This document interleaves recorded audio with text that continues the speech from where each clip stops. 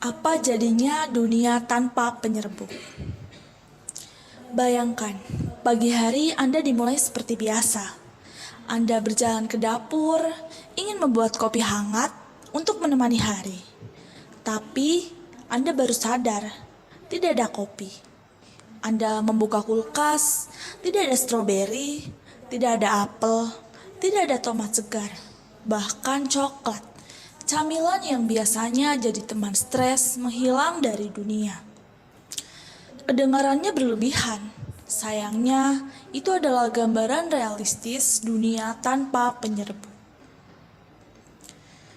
Penyerbuk yang terdiri dari lebah, kupu-kupu, burung, kelelawar, dan beberapa jenis kumbang adalah makhluk yang sangat kecil, tapi memiliki peran besar dalam kehidupan kita.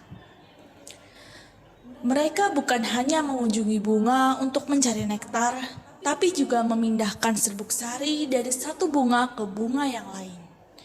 Proses ini memungkinkan tanaman berbunga untuk berkembang biak dan menghasilkan buah serta biji.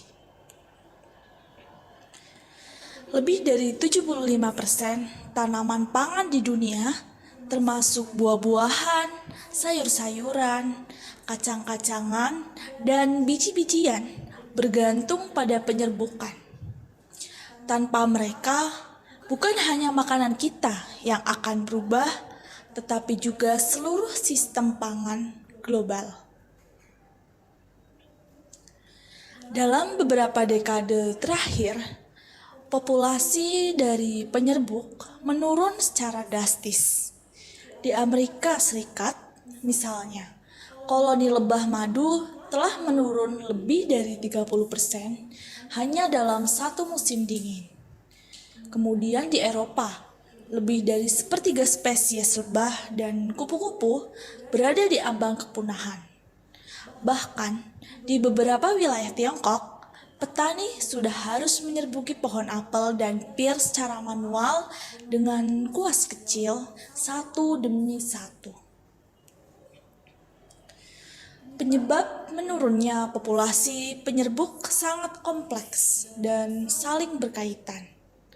Pestisida seperti neonikotinoid telah terbukti merusak sistem saraf lebah, mengganggu kemampuan mereka untuk bernavigasi dan kembali ke sarang. Selain itu, perubahan iklim membuat musim berbunga tanaman tidak lagi selaras dengan siklus penyerbuk. Ketika bunga mekar terlalu cepat atau terlalu lambat, serangga penyerbuk akan kehilangan sumber makanan penting yang akan berdampak pada kelangsungan hidup mereka.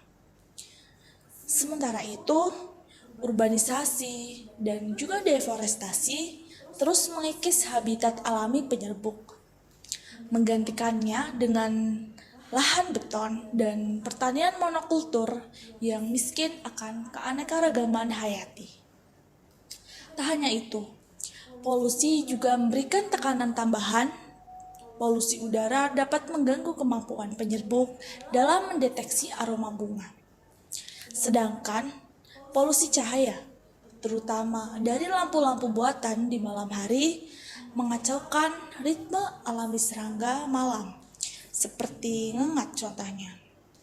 Semua gangguan ini, meski tampak terpisah, akan menciptakan efek berantai yang saling mempercepat penurunan populasi penyerbuk. Jika tidak segera ditangani, krisis ini tidak hanya mengancam kelestarian serangga penyerbuk, tetapi juga ketahanan pangan dan keseimbangan ekosistem secara global. Banyak dari kita berpikir bahwa solusi teknologi bisa menyelamatkan segalanya.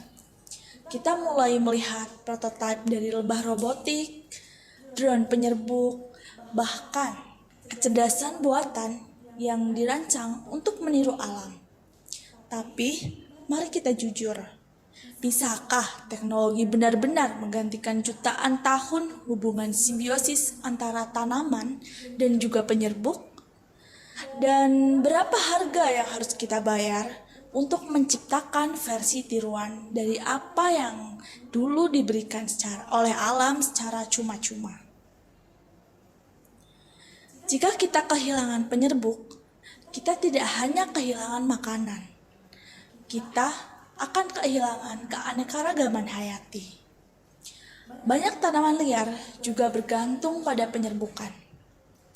Ketika mereka menghilang, hewan lain yang bergantung pada mereka pun akan ikut terganggu. Hal ini akan menciptakan efek domino, di mana rusaknya satu mata rantai akan menyebabkan kegagalan sistem secara keseluruhan. Rantai makanan menjadi rapuh dan akhirnya kita pun akan ikut terdampak. Tapi ini bukan hanya tentang ekosistem, ini tentang keadilan pangan dan juga ekonomi. Negara-negara berkembang yang sangat bergantung pada pertanian kecil akan terdampak paling besar. Ketika panen menurun karena kurangnya penyerbukan, pendapatan petani juga akan ikut turun. Ketahanan pangan terganggu, dan seperti biasa, yang paling rentan akan menjadi korban pertama.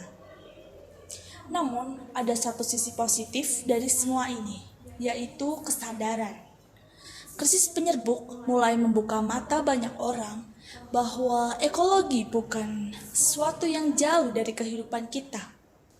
Ini bukan cuma urusan ahli lingkungan atau pekerjaan anak-anak sekolah yang menanam pohon di hari bumi.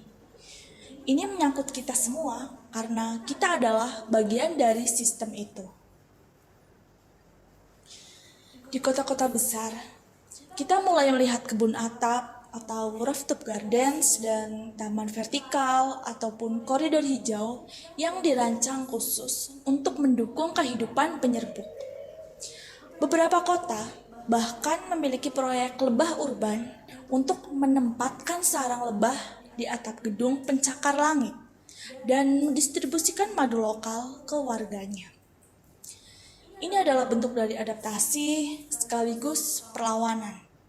Dan kita sebagai individu juga bisa mengambil peran menanam bunga-bunga lokal di halaman rumah ataupun balkon, membiarkan sebagian taman kita liar agar kupu-kupu dan lebah datang. Mengurangi konsumsi produk pertanian yang bergantung pada pestisida berat, hingga memilih produk dari pertanian berkelanjutan. Ini semua merupakan langkah kecil, iya, tapi bayangkan, jutaan orang melakukannya, maka akan terasa dampaknya. Lebih dari itu, kita perlu mengubah cara pandang kita terhadap alam. Kita sering melihat alam sebagai sumber daya, sesuatu yang bisa dieksploitasi, dipakai, lalu ditinggalkan. Tapi krisis penyerbuk adalah pengingat bahwa kita tidak bisa terus hidup di atas alam. Kita hidup di dalamnya. Setiap keputusan kita, sekecil apapun, punya implikasi terhadap kehidupan spesies lain. Dan mungkin ini juga soal mengubah narasi. Banyak dari kita takut pada lebah, jijik pada serangga, tapi coba kita lihat lagi. Mereka adalah arsitek kehidupan. Mereka membuat dunia kita bisa ditinggali.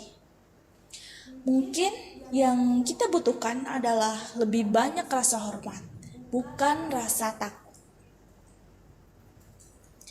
Saya pernah mendengar sebuah kalimat yang kuat, jika lebah menghilang dari muka bumi, manusia hanya akan bertahan 4 tahun.